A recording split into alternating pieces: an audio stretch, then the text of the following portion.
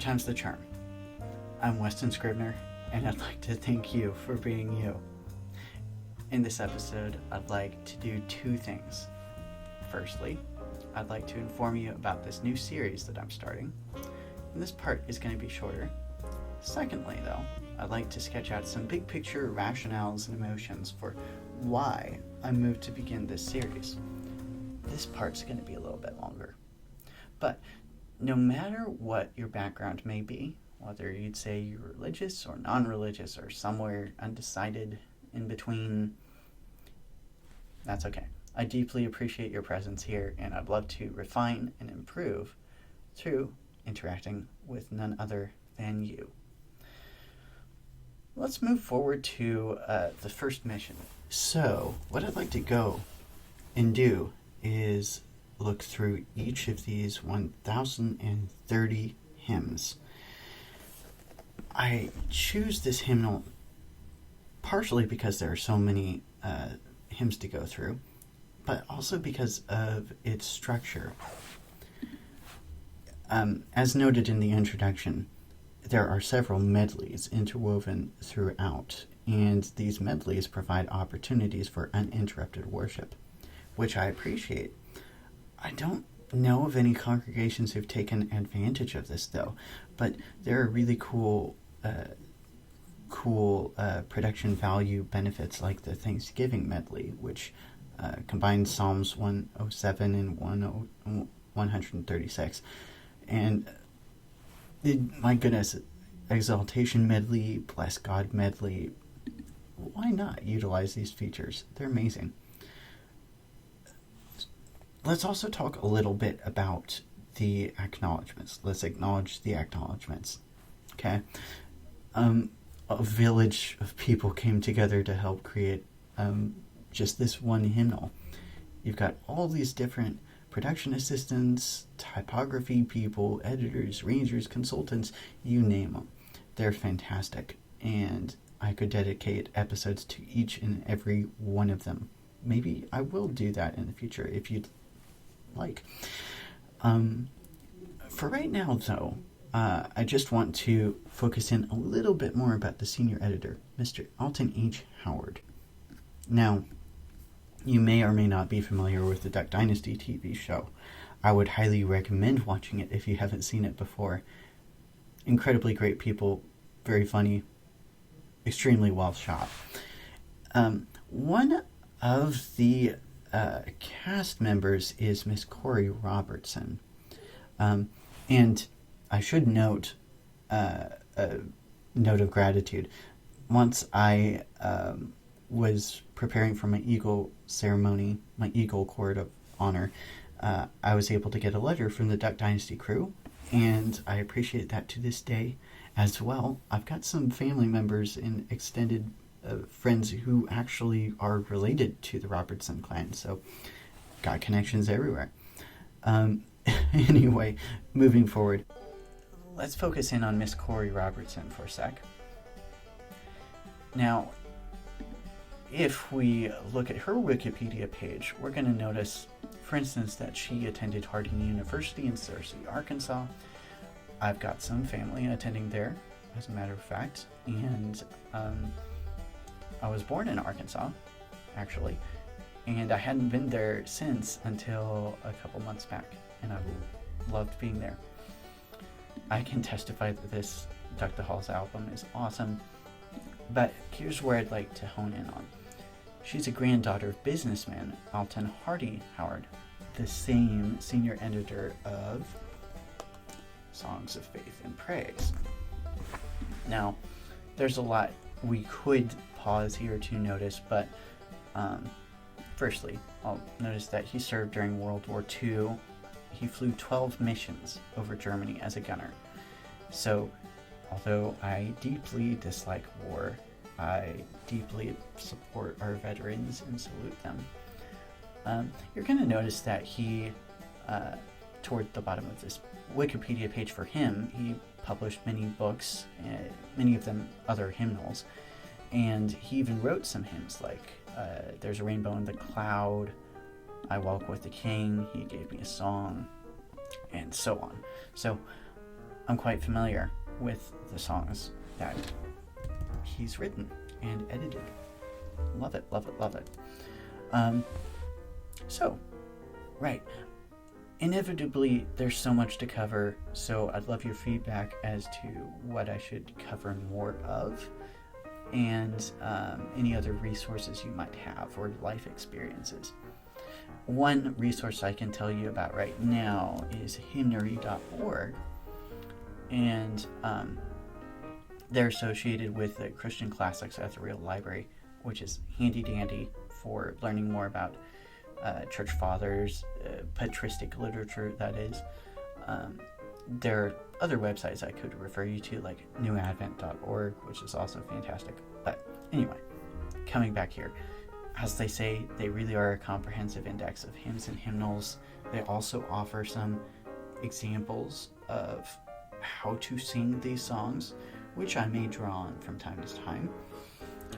Anyway, fantastic resource. But let's keep moving toward the second mission, shall we? All right.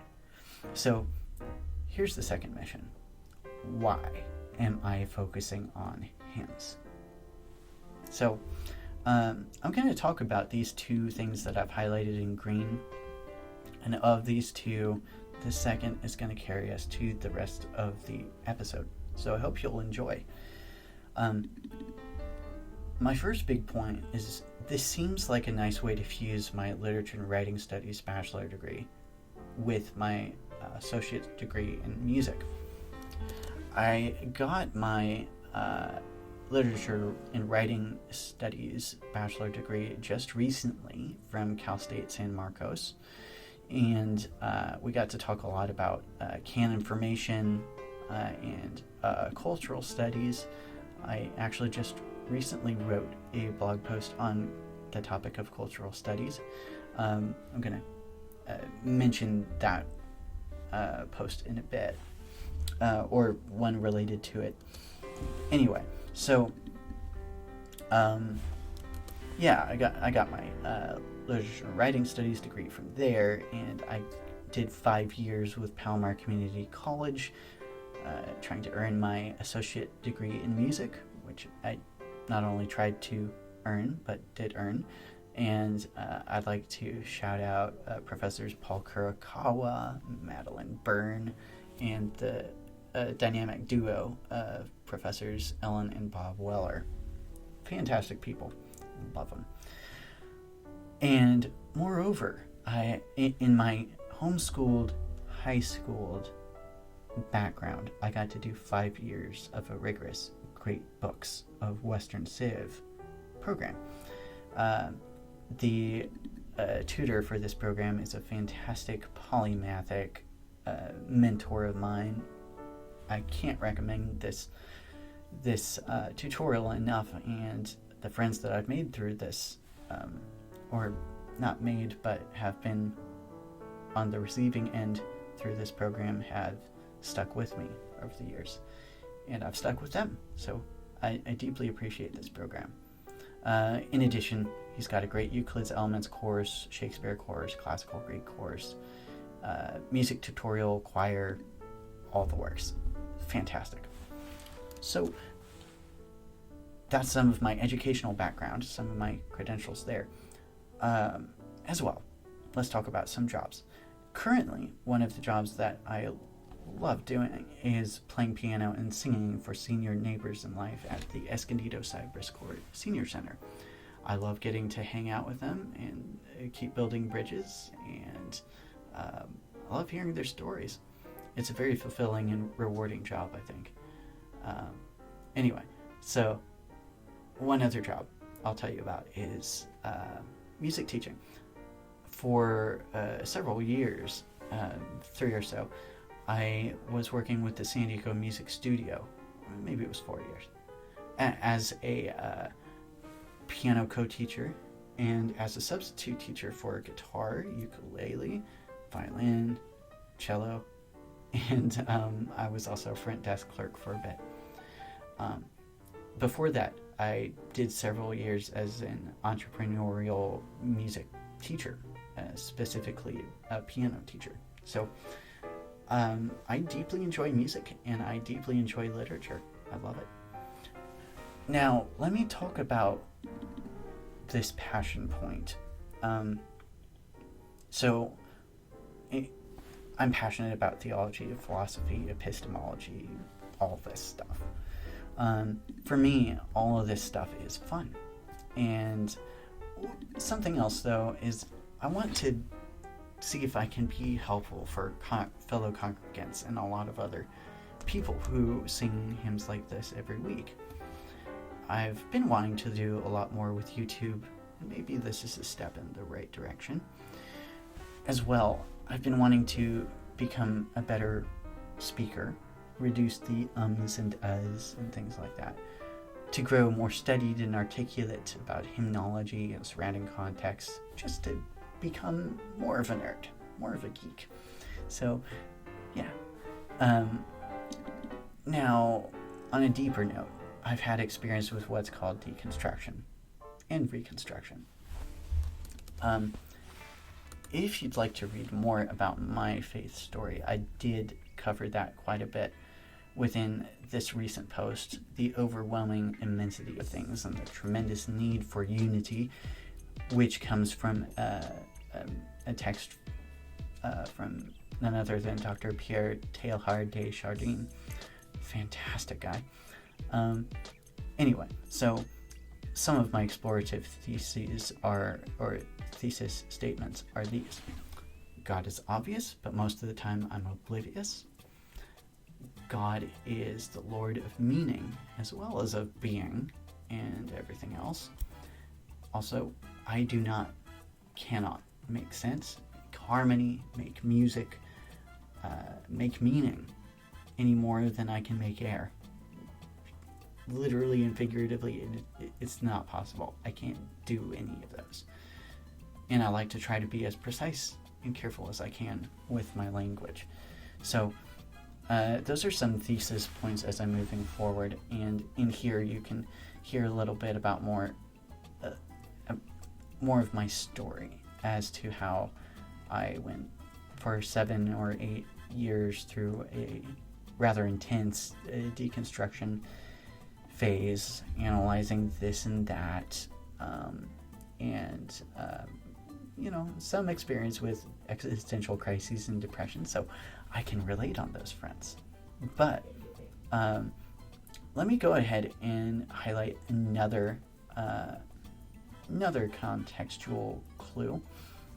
Way back in 2019, I started a blog series trying to review another book by Dr. Thomas Warren.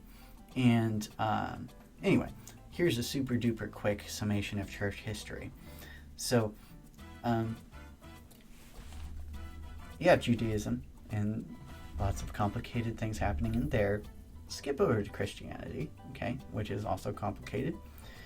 You're going to notice the period of the apostles, the apostolic period, the ante-Nicene period, the First Ecumenical Council of Nicaea, the post-Nicene period. Now, I didn't come up with these names. These names are out there. I'm just borrowing them. And then, sadly, around the year 1054, there's the great, or not so great, East-West Schism. So that's when you started hearing a divergence and talking about the Latin Fathers and the Greek Fathers, the Roman Catholics and the Eastern Orthodox. Although, I think if you're talking one-on-one, probably say Catholic and say Orthodox. Anyway, so there were some tensions overlapping over time, which are important to realize. But anyway, 1054 is when the big event happened, we might say. Skipping down, you'll see the Protestant Reformation. I've made note of that. Again, lots of reform attempts were happening before then, but this event is the one that's gone down as the big event. You'll probably think about like Dr. Martin Luther and John Calvin and other figures. Moving down, there's the Stone Campbell Restoration Movement, which happened roughly around 1790 through 1840. during the USA's Second Great Awakening. Barton Stone and Mr. Alexander Campbell were two of the pivotal figures. And it's within this restoration movement that we get the specific context that I've grown up in, which is the non-institutional or non-instrumental / a cappella only churches of Christ.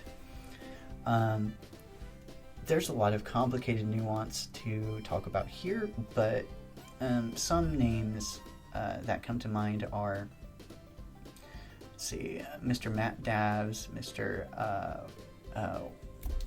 Wes, oh goodness, I forget his last name, but once I think about it, I'll share it in the show notes.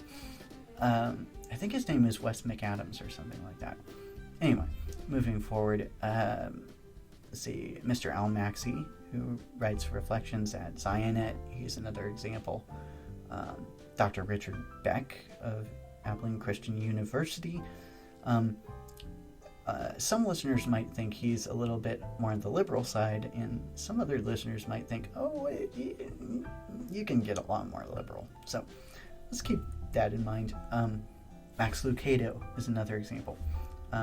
He started out in this same essential sub tradition, even though he's kind of branched out a little bit.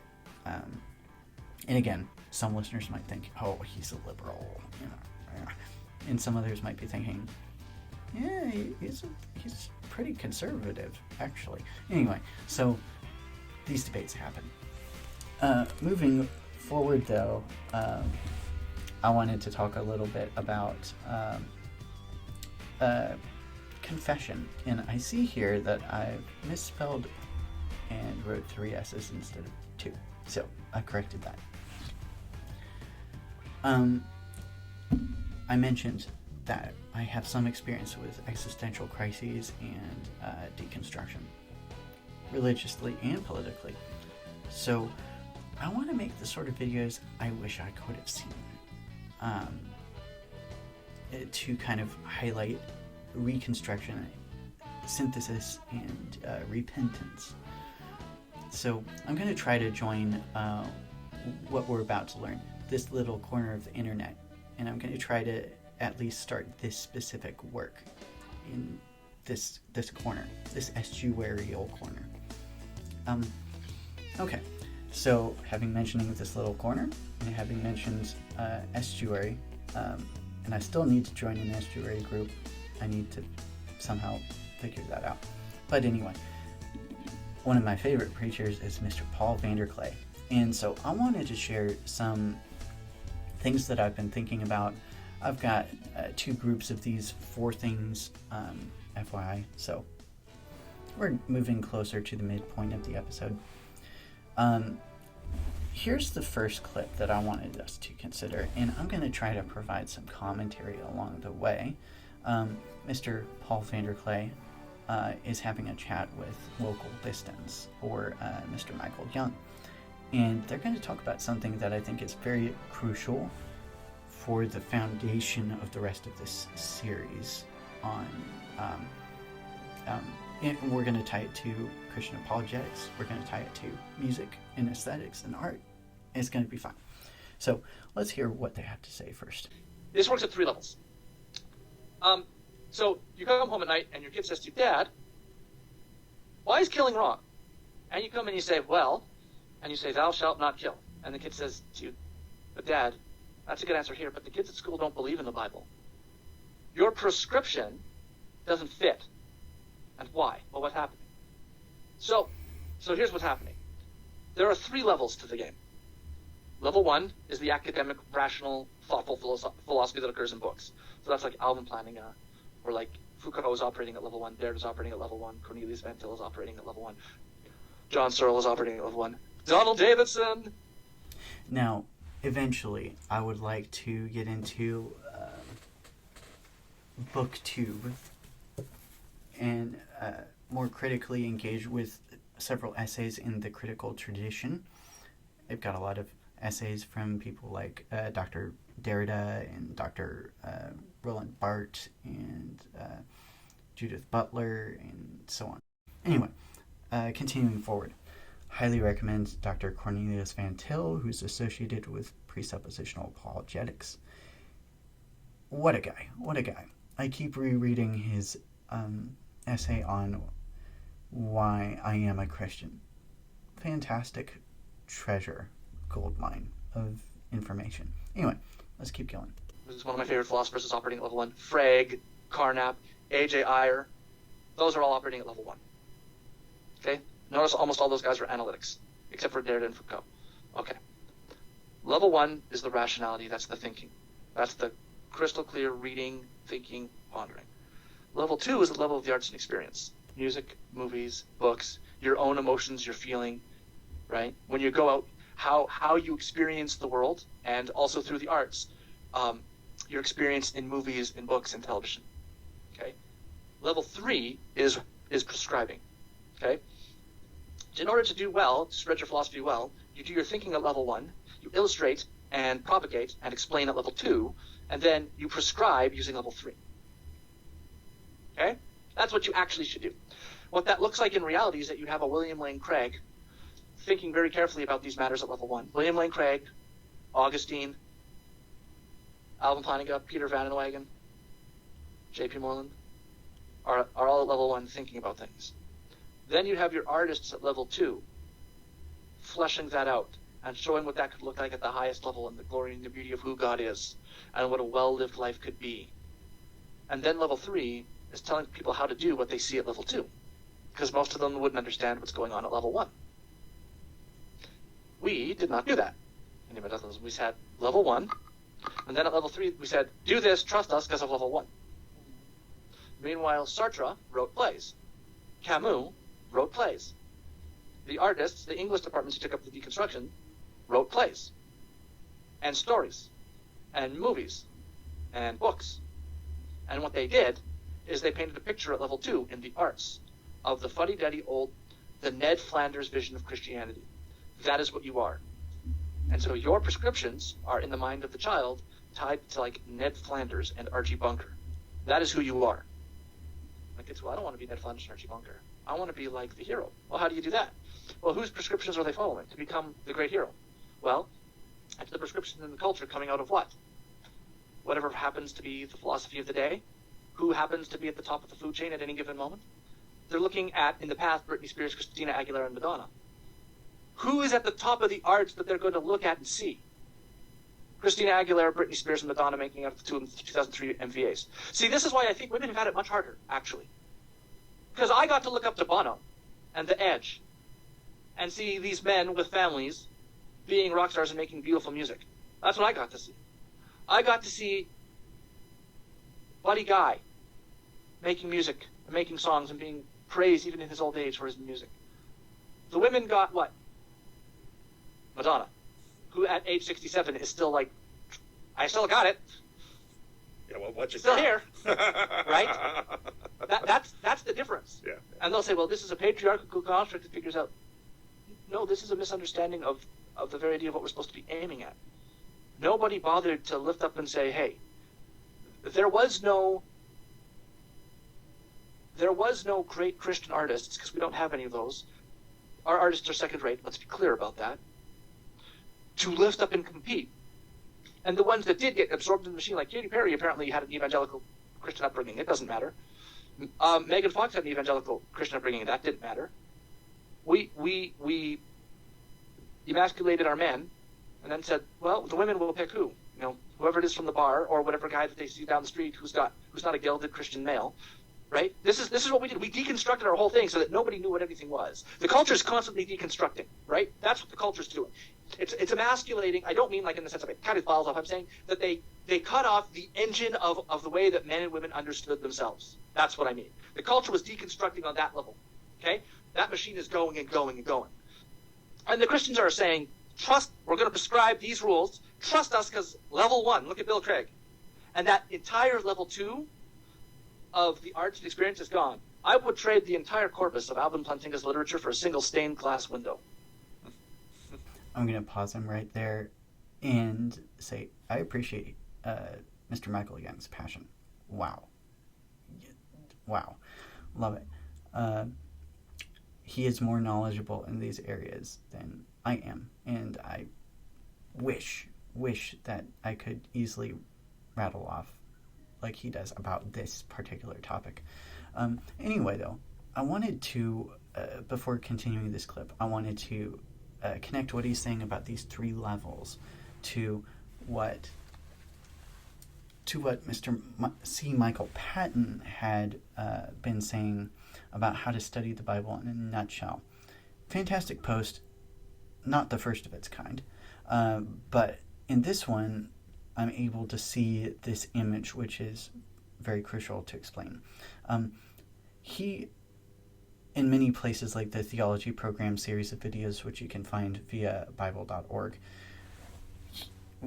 and I geeked out as a teen watching those because I was like, ooh, delicious, fun.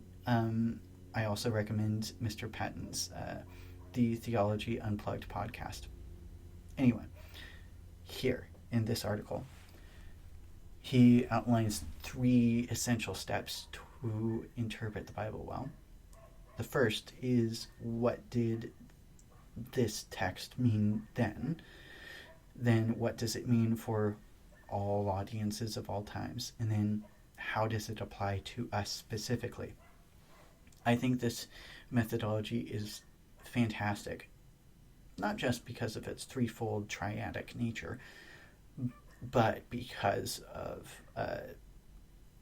its beauty, let's say. The first step is also called exegesis, and then the second is also called theology, and then the second is called homiletics. So I think the level of exegesis is what like Wokel Distance was talking about concerning the intellectuals, the apologists, the formal academicians, and then the second level, the timeless audience one, the theology one, is like the level of artists, like the level of other creators. And then at the third level, you've got the people on the ground doing the nitty-gritty stuff of discipling people. I think this is probably in theory the place where like a lot of elders and deacons and a lot of others can help out. Anyway, so in Bible study theory, this is one sample way to think about studying the Bible, and I think this is incredibly helpful and beneficial. Now, focusing back on this level of exegesis or academic stuff, I'd like to highlight Dr. Tim McGrew's, one of his many projects is this library of historical apologetics, and I was trying to increase this logo, but I'm not doing that successfully. Anyway, here there are a lot of cool quotes from people like Nathaniel Lardner, as well as books. They're constantly uploading books that often don't get to see the light of day, or don't often get reprinted, but are extremely valuable if you'd like further rationales to become a Christian. Anyway, highly recommend this. I've at least read a number of books by, I think his name was J.D. Anderson. Anyway, love this site. I love the McGrew family. I hope I can meet them someday. Anyway, moving forward. Let's see. The next thing on the docket is to finish this clip here. And what I want to stress is that we are in a situation where there's an urgency, there's a relevancy, there's a need for bridging robust Christian apologetics with arts, aesthetics, and music's history and theory. So I would like to jump in here, if I can, with these series of videos. Anyway, let's continue on a little bit longer in this this clip here. I write and I play music because that, to me, is more valuable to us. It is what we desperately need. This is the problem. See, William Lane Craig's apologetic isn't wrong so much as it was incomplete. It only dealt at level 1. Someone needed to come along at level 2, and we didn't have anybody. The problem with there was a guy who wrote 2015. I can find the guy's name. But he tried to do a synthesis of William Lane Craig and John Caputo, but not like a Hegelian synthesis. What he tried to do is say, what is it that everyone likes about Bill Craig, and what is it that everyone likes about John Caputo, and say, like, let's kind of take the best of both of those. And he gets pretty close, I think, to what's actually going on. Caputo, I mean, is wrong about everything, but he writes in a way that is at least somewhat literary. You could almost see something, if you kind of squint, you can almost see something beautiful. Whereas Craig is like reading an engineering manual. It's right, but it's boring. And I love Bill Craig. It's interesting to me as a philosopher, but to an electrician or a plumber or someone who wants to paint, having a conversation on how the divine aseity of God can be cashed out ontologically is not something that's going to get the juices flowing. So they say we want, and this is where we're missing. Now, Mr. Vander Klay is about to pop in, and I'm going to play a little bit about what he says here, but I just wanted to pause and stress that it's so important that the exegesis academics, the theologians and artists and the homileticians, the elders and the deacons, that they're all communicating with each other.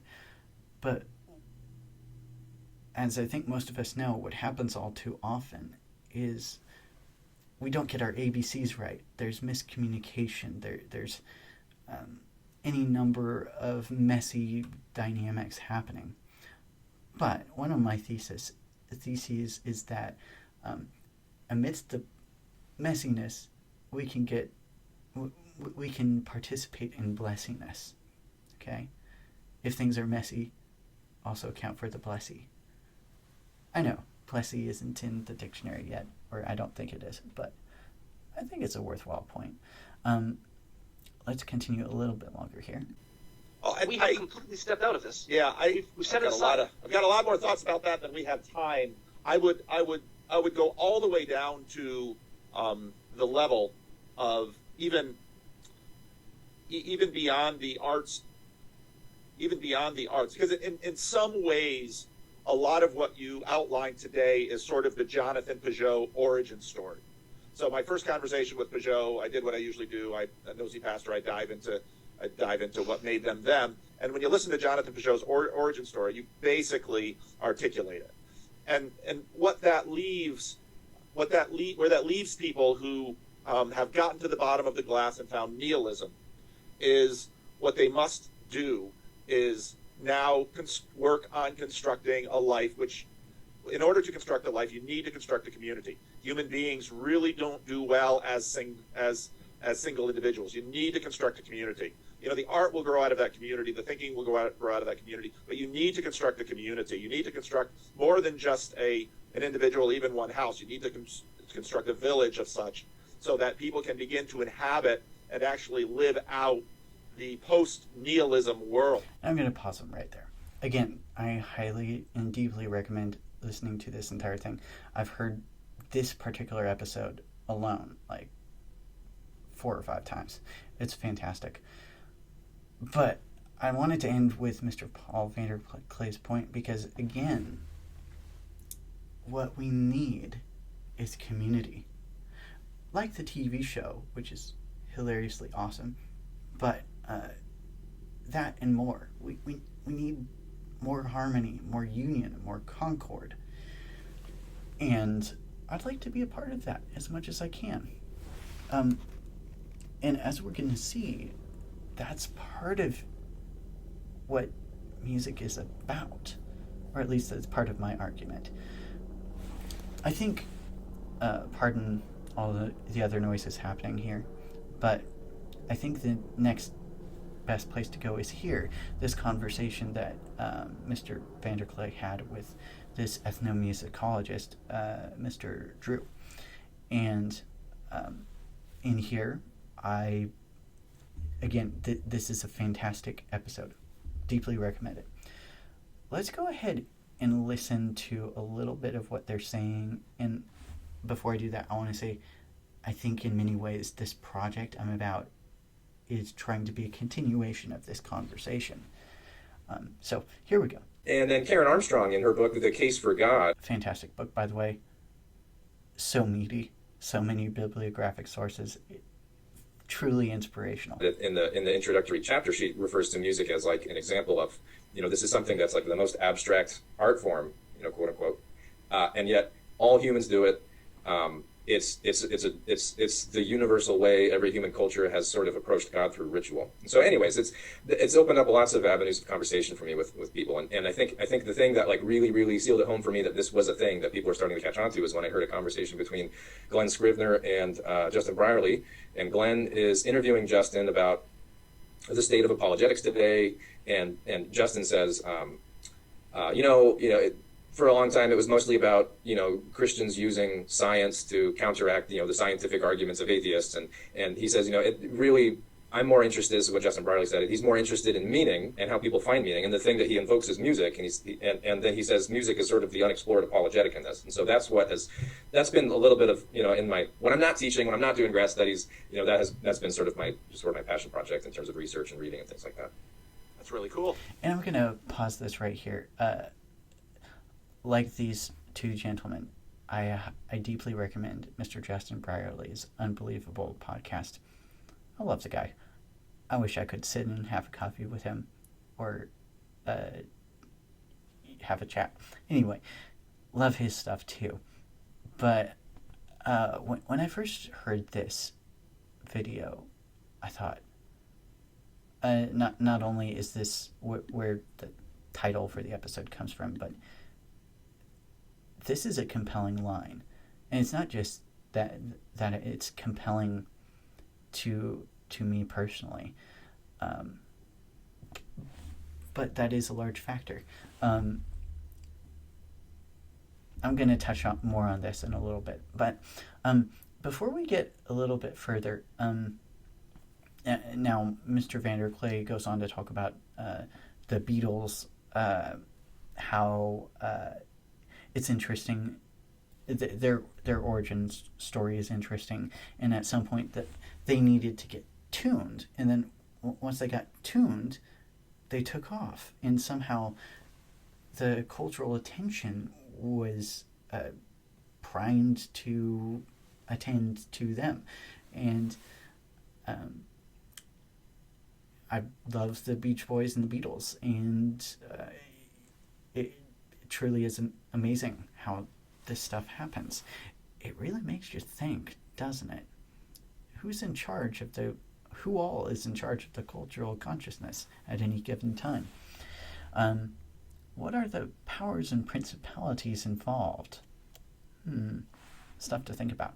Anyway, so music. What is music? Later on, there's another clip that I wanted to play. And by the way, note to self, I need to read Blue Like Jazz. Sounds like a great book.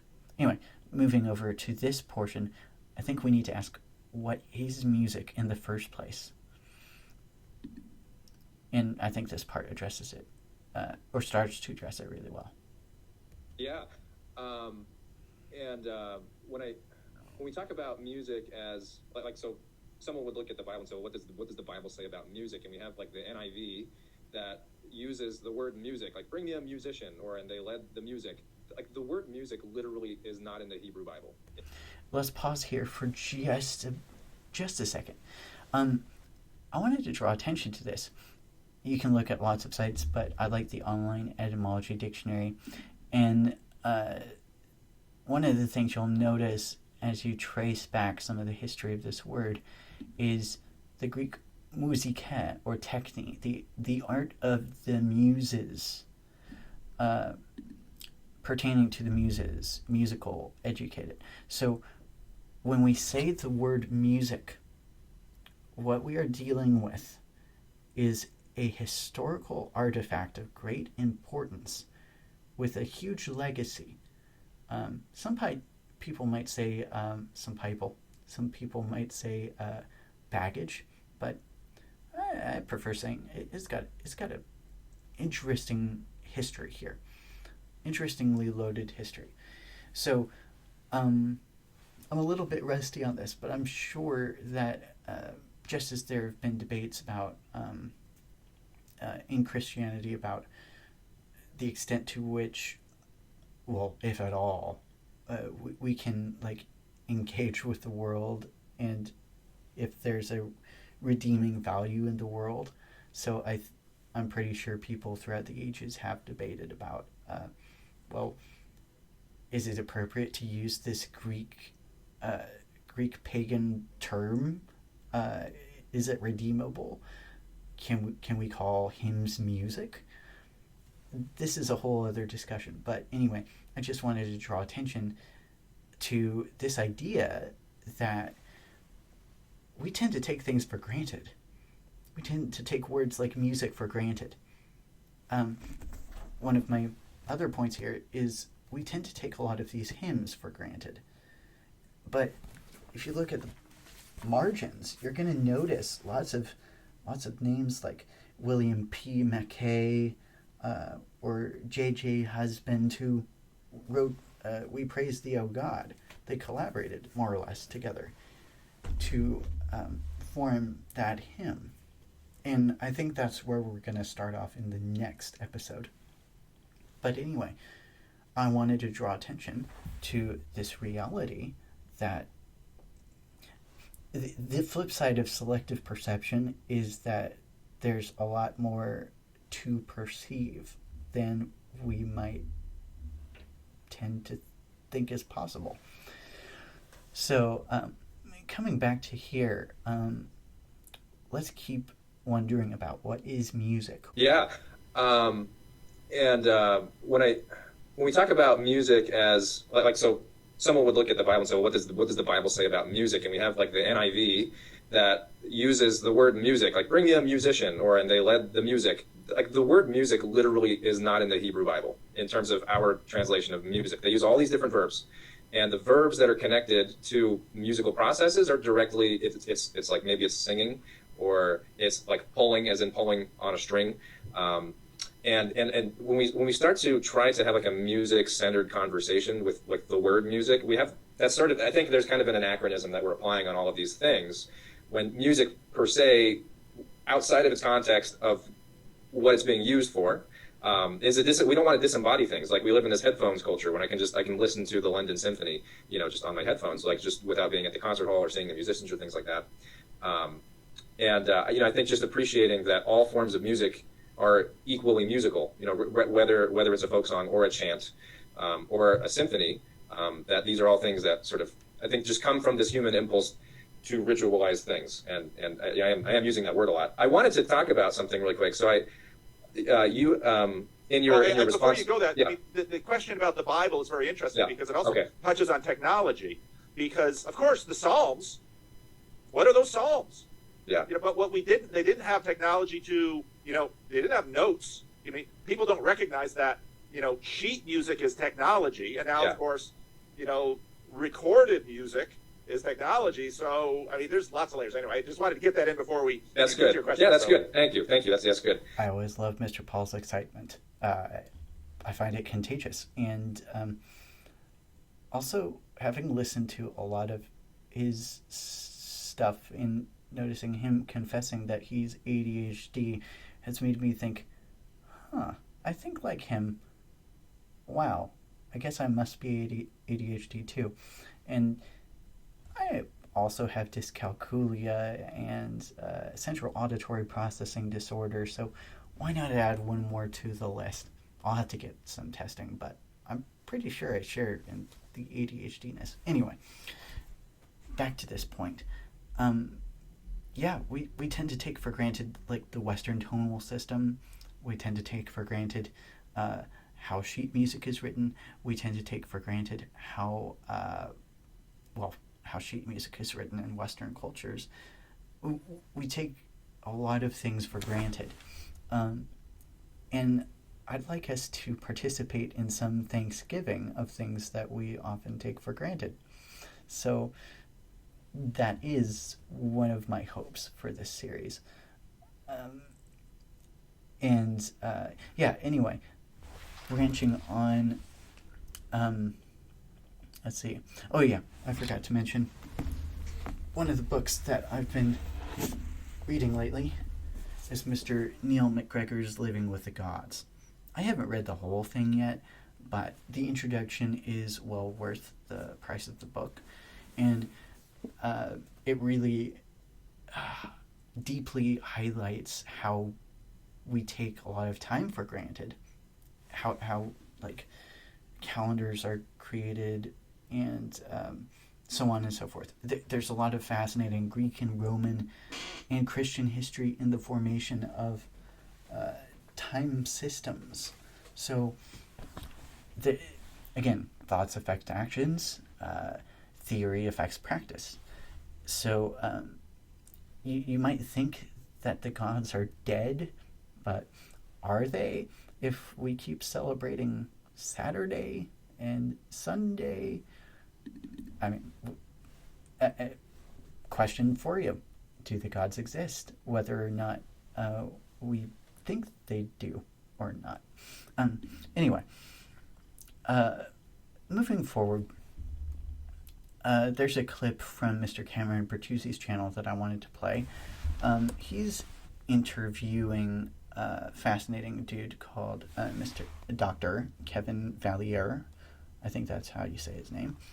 And I'm wanting to play it just a little clip here that struck me. The curious thing of the Orthodox is that they have a kind of philosophical anthropology, like a theory of the human person, where they took kind of Aristotle's idea of the nous in their own direction, where everyone has this kind of capacity to directly encounter God, and sometimes it's put in terms of this isn't just a kind of Austonian mystical experience exactly, but it's like ordinary ability coded by sin, but can be sort of cleaned off through ascetic practice of just simply standing and being with God. They call this the nous.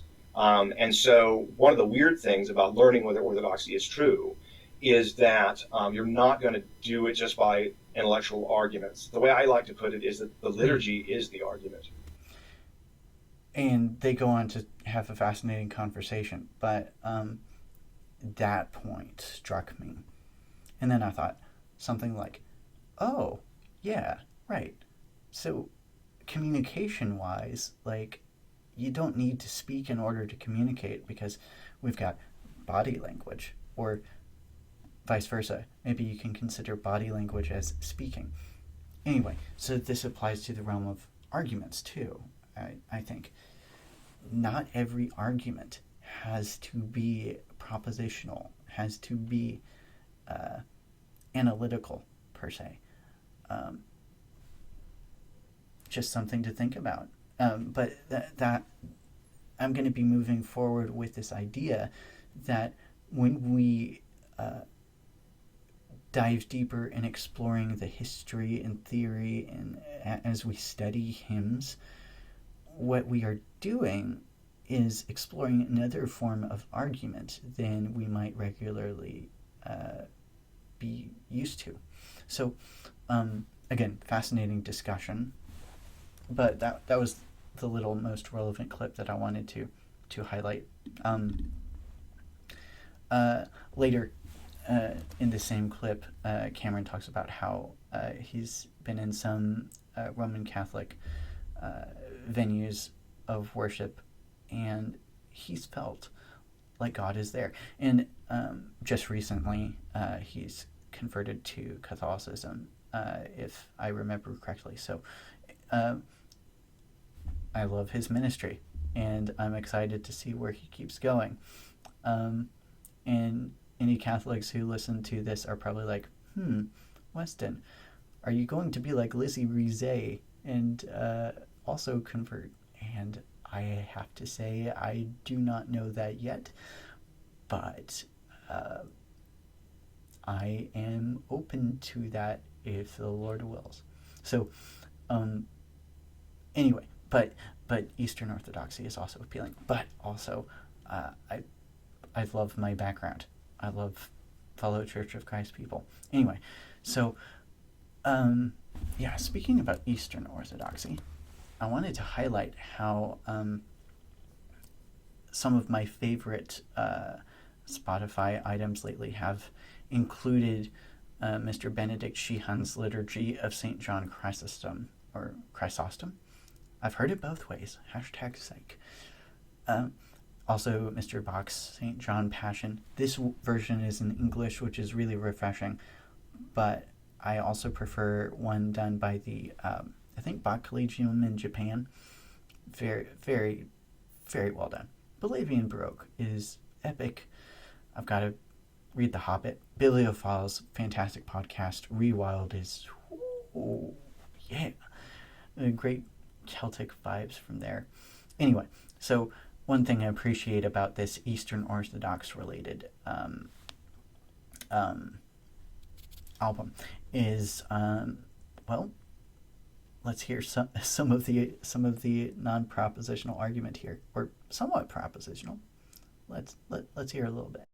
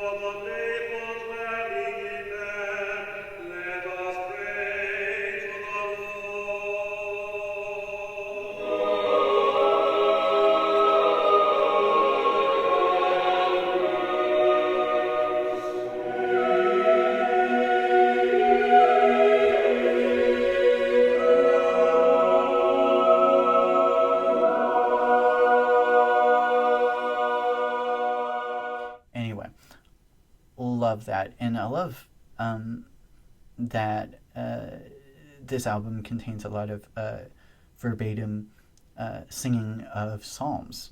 I always appreciate that when that happens. It doesn't just happen in Eastern Orthodoxy, it also happens in some Reformed circles and some other congregations I don't know about, but it happens, and I love it wherever it happens. So yeah, anyway, I think this is deeply beautiful, especially, well, not just that they're all in tune and concord, but I love the responsive element. Plus, as I might have said, quoting from the scriptures verbatim. In addition, I quite love the practice of singing prayers. I wish that I knew people that did that in person. I've tried doing that occasionally, but there's certainly an art and craft to that, which is more fun to do in community. Moving on, here's an analogy. Think about the Bible as sort of like the roots of a deep, expansive, and time-tested tree. Okay? And then perhaps think about the hymns we're going to be exploring later as the branches of that tree. They're going to look like different colors. They're going to, some will have sprouted earlier, some will have sprouted later. But I think that's probably a good image to keep in mind. I don't know if it's so helpful to think about these hymns as per se non-biblical, but perhaps it's more helpful to think of them as extensions of biblical sentiments. So, post-biblical, maybe? Anyway, let's go ahead and check out this little clip, which I think is relevant from Mr. Vander Klay's channel. A very common question I get from people is they say, I want to believe in God, I want to believe in the resurrection, and I want to believe all the weirdness that Tom Holland has just said Christianity should have. I want to believe these things. How can I do that? I don't find myself naturally doing it because we don't choose our beliefs. Vervaeke and Peterson talked about that. We don't choose our beliefs. Our beliefs are the way we derive our beliefs is enchanted as well. Calvinism talks about that. We're given belief by the Spirit of God. It's a gift of God for us. So, and my advice to them is, okay, go to church. Well, what do you mean go to church? Is that Sunday morning? How often do I have to go? The more you want to believe, the more you go, the more you'll believe, probably. In other words, sort of. Not exactly, but sort of. Do it! Just do it! So just do it! Just do it! Do it! Just do it! Just do it! At any rate, yes, faith is a gift. And thank God for it. Just as air is a gift. Being here now is a gift. Experiencing color is a gift. Getting the opportunity to try to craft this message for you is also a gift. So, again, we take things for granted, but let's try. In this video and in others, I want to lay the groundwork. Let's be thankful. Let us be grateful. Let us... Here, I'll continue my confession further. I know what it is like to be a congregant, persevering through hymn singing while experiencing conflicted emotions. Like, am I giving my best? Can I have more zeal? Can I be more charitable, patient, humble, and so on? Am I not in tune enough? Am I too much in tune? How can I be better? Not just now, but for the rest of my life. I know what it's like to be a congregant and a song leader, wishing that the congregation would regularly, rather than rarely, dive into hymn history and theory and study. I get it. I know what it's like to be a song leader and feeling disoriented, either through stage fright or through feeling like I don't belong with all the glorious people around me, or through feeling inadequate for the task, or through feeling dishonest about singing some of the lyrics. I've been there. I can relate. I know. And it's tough. It's messy. But there's also the blessing. For every problem of evil, there's the problem of good. So here are some 4 more things that I'd like to share with you.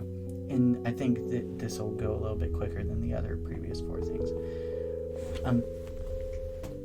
One book that I've been loving for the past several years is Mr. David J. Schlafer's Surviving the Sermon, a guide to preaching for those who have to listen.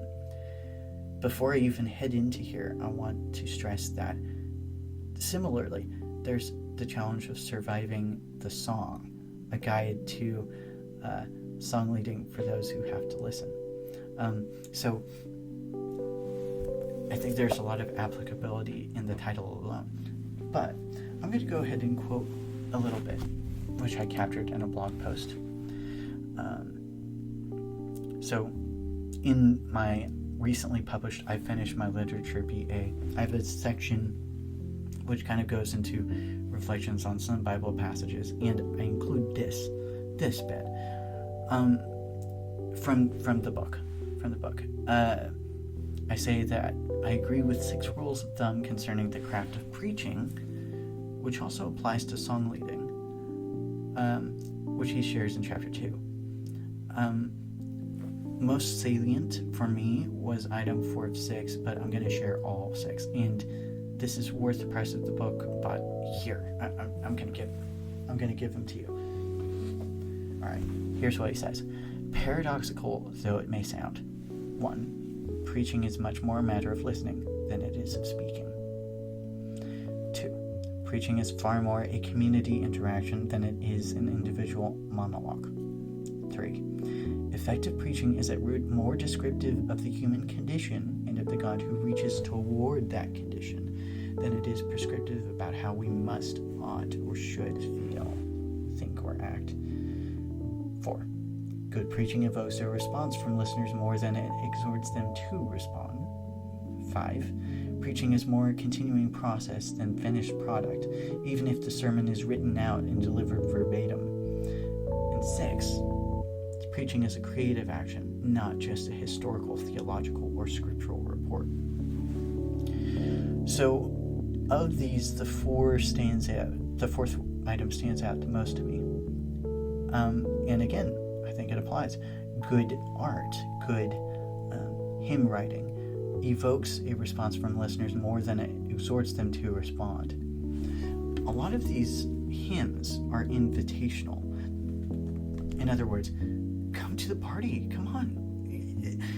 If you're gonna say that it's exhortative, they're exhortative about kind of big picture stuff, not minutia, not like believe this exact articulation of this exact doctrine, and not like okay, so let's walk through how to do this particular act of faith in specific detail. Some of these hymns can become more wordy than others, but even when they do that, it's like overtly, explicitly beautiful. So, anyway, this is something that I've been thinking about. We need to do things in community. I might have mentioned the TV show, which is awesome. I've watched that so many times. I love Community. I love Community so much. Thank you, Dan Harmon, and so many other people. But there's something else too. I need and want to become more consistently Christian at home and every other sphere of life. I don't want to be a Voldemort and split my life into all these different fractions, and mythically and actually I don't think that works out very well. Multi-dimensionally, it doesn't work out. I want to try to become more whole, more synthetic, if I can. Speaking about constant and consistent Christian living, I wanted to quote this little bit from Mr. Spurgeon's sermon on Pray Without Ceasing. Here's this little bit tucked within there, nestled in there with love. As we breathe without ceasing, so we must pray without ceasing. As there is no attainment in life of health or of strength or of muscular vigor which can place a man beyond the necessity of breathing, so no condition of spiritual growth or advance in grace will allow a man to dispense with prayer. Mic drop. Mic drop. So, just as I breathe, I want to become more hymnful and more prayerful, more contemplative. That's been my hope for ages, and I want to continue to deepen in this. Alright, drawing closer toward the end, I'd like to bring up this little clip from Mr. Boethius. Okay. After discovering this wonderful article from Future Symphony on the music of the spheres or the metaphysics of music, highly recommend, I stumbled onto a text from Mr. Boethius, not the Consolation of Philosophy, but another book on music theory. This was specifically the principles or fundamentals of music, and you should still be able to find this free PDF. Anyway, I'm gonna go to this specific citation, and I'd like to read this to you. Thus, at the outset, it seems proper to tell someone examining music what we shall discover about the number of kinds of music recognized by those schooled in it. There are 3. The first is cosmic, whereas the second is human, and the third is that which rests in certain instruments, like this microphone, this Blue Yeti, or such as the kithra, or the aulos, or other instruments which serve melody. So, again, this is called the doctrine of universal music, or Musica Universalis. There's a Wikipedia page and lots of literature on it. And it's the idea that there's a hierarchy of music. Music is not just limited to what happens when I play a piano or a guitar. It's there, but it's not the whole picture. There's music also in human societies and families and towns and cities and states and nations.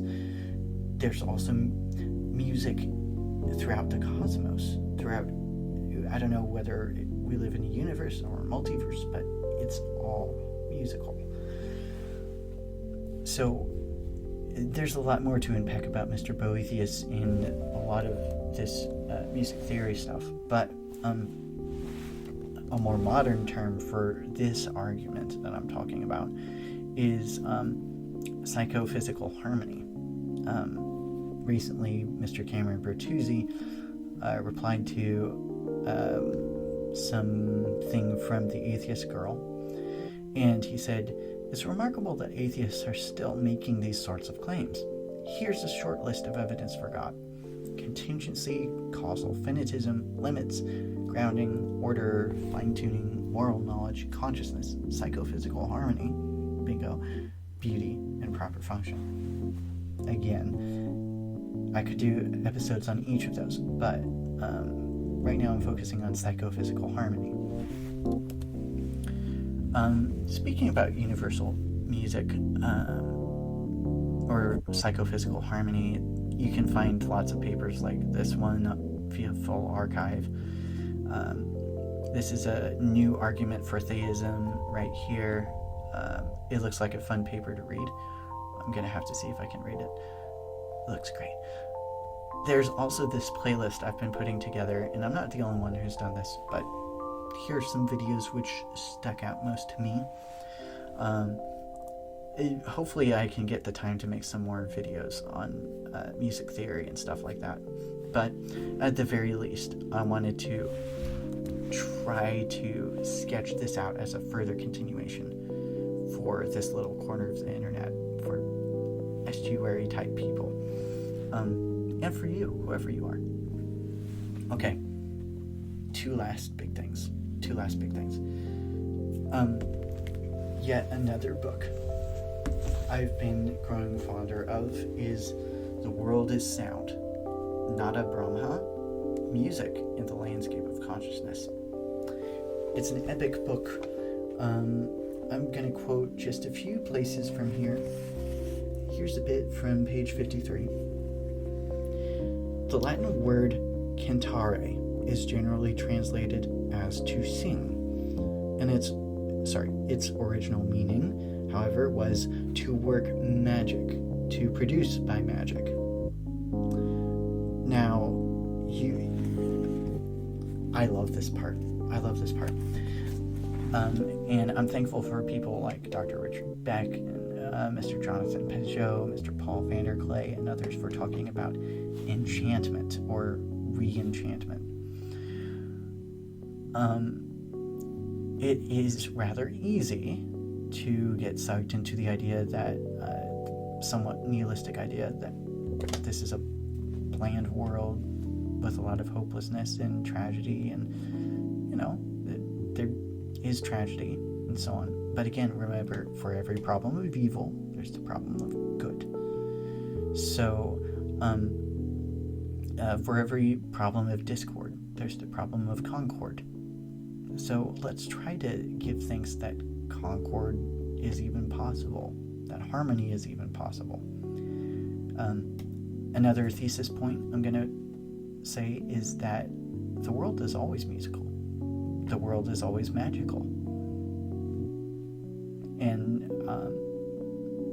most of the time, sure, I may be captivated by that idea. I may want to think it. Most of the time, if I'm honest, I probably don't. But I think it's true. I think this is true. And I need, as part of becoming a more consistent Christian, I think I need to more consistently preach, teach, and walk that the world is musical and the world is magical in a qualified Christian sense, of course. Everything is fantastic at a deep level. Here, atoms and molecules and lots of other smaller particles are dancing with life and joy. I may not be able to see them, but they're there. So, there's a lot of other great stuff from this book. I'll read one more quote. This is from page 179. To our Western mind, legends and myths hail from ancient times, but the only reason they do so is because we've banished them there. In reality, they are now. They've come into existence because people need them. The rationalist believes he can do so without myths. He can do without myths. He doesn't want to be made uncertain of his belief that the rational mind is omnipotent. But perhaps this too is part of the change of consciousness we're witnessing. Contemporary man has a need again for myths and mythical things. One indication of this is the worldwide success of such authors as J.R.R. Tolkien, the enthusiasm with which young people devour his books. And of course, there is a mythical core in the better Western and fantasy films and comic strips. Some of them are pure myth. Now, I don't have a lot of time right now to get into logos and mythos and all that, but let me put it this way.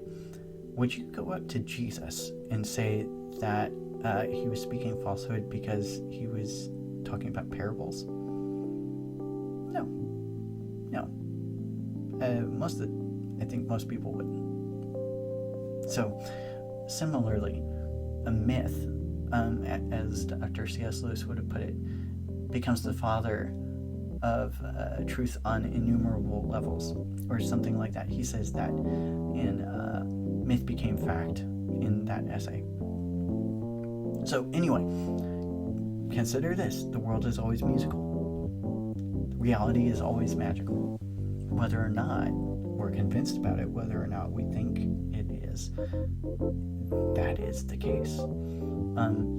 In other words, this is always an exciting world, whether or not we praise God for all of this or not. Right.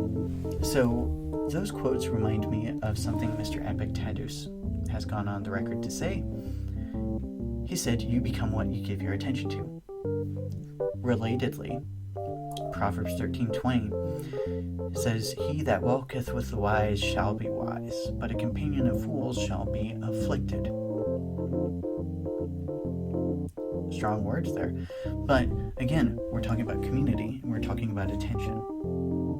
We may often overlook how important these two things are, but let's give things that they are important. Now, you'll also see this a little bit here. As he is a partaker of their wickedness and beareth with their vices, so shall he be punished alike as they are. Now, I think any great parent worth his or her salt doesn't want their kid to be punished. And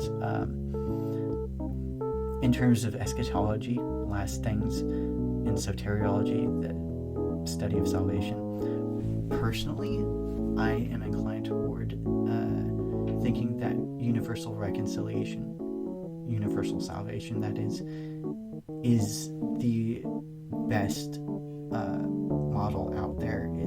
Best biblically, philosophically, theologically, ethically, politically, most robust framework out there.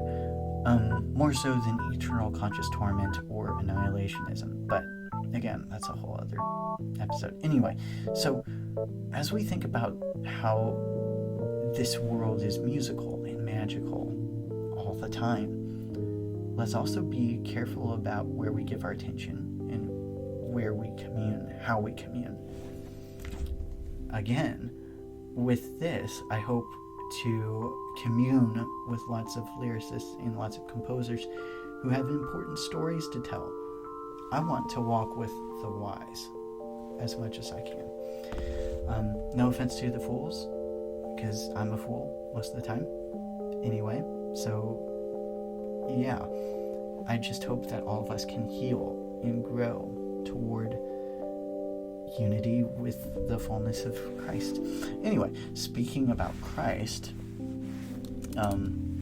that's the last topic for this episode.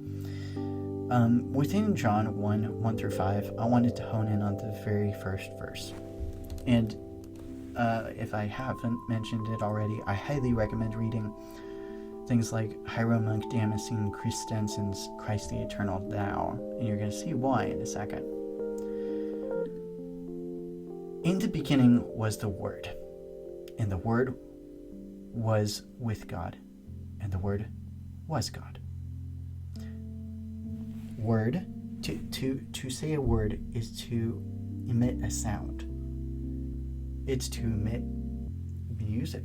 It's to emit magic. In the beginning was the music, and the music was with God, and the music was God. In the beginning was the magic, and the magic was God. Was with God, and the magic was God. The German, you see the earlier version of word as Wort. And then in the Latin, you see verbum. In the beginning was the verbum, the action, the verb. In the beginning was the Tao. The Tao, yeah, the Tao. And the Tao was with God, and the Tao was God. Or in the beginning was the way, and the way was with God, and the way was God. Or en archi in ologos, in the beginning was the logic, the logos, and the logos was with God, the logic was with God, and the logic was God. So, albeit there's a lot of discord, a lot of chaos, a lot of dissonance out there, let's be thankful for the consonance, for the concord, and for everything that's good and true and beautiful. As we move forward, I want to suggest that the world is musical and magical. And with that, thank you for being you, and thank you for listening.